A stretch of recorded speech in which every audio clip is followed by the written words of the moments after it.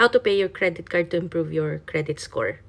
So, meron ako nakita nag-share, sabi niya, magbayad ka ng 2 beses sa credit card mo para tumaas yung credit score. And this is very common to a lot of like TikTok creators. Sinishare nila, dapat twice bayaran.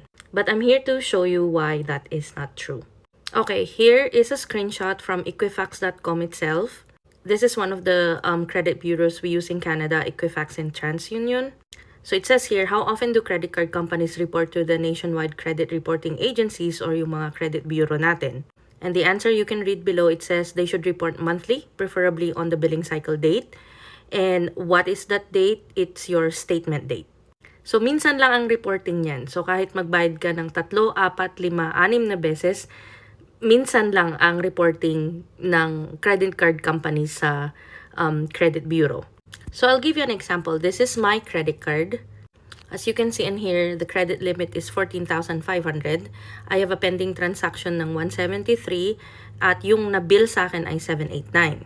Why I'm pointing this out is because ang credit utilization for you to get a high score, it should be 10% or below.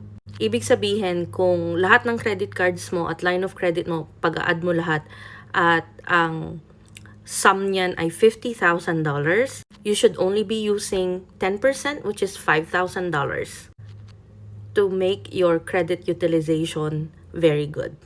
Okay, moving forward, this is how we see it on our bill. So ito yung statement date natin, which is September 7. And as you can see on here, the statement balance is the 789.39. Sa September 7, magre-report yung credit card company ko sa credit bureau kung magkano yung utang ko. So, sasabihin ng credit card company, ang utang ni Sheila ay 789 out of 14,500. And that is like 5.5% of my credit utilization for this credit card. Ngayon, kung gusto kong mag-improve yung credit score ko, babayaran ko to before September 7. So, pag nagbayad ako ng 789.39, let's say 3 or 5 days before September 7, then ang marireport ng credit card company ko sa credit bureau ko ay 0. And that will improve my credit score. Because if you will be paying the 789 after the statement date, irrelevant na siya kasi na-report na siya. So, if you want to, sasabihin nyo, paano ko alam kung magkano yung balance ko, di ba? Pagdating ng date na yan. You know, because meron namang reporting yan sa app mismo. Makikita mo lahat ng transactions mo. And if you don't have time to go through that, then you can just like put any lump sum. So it's just changing the date on when you pay the credit card. It doesn't matter if you pay 2, 3, 4, even 10 times.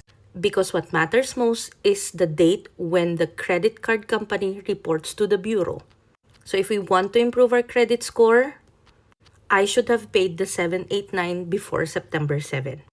Pero di ko ginawa. Well, anyway, that's how it works. And if you're in doubt, do your own research.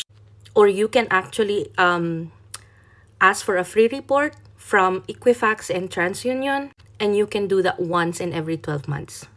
Yun lang.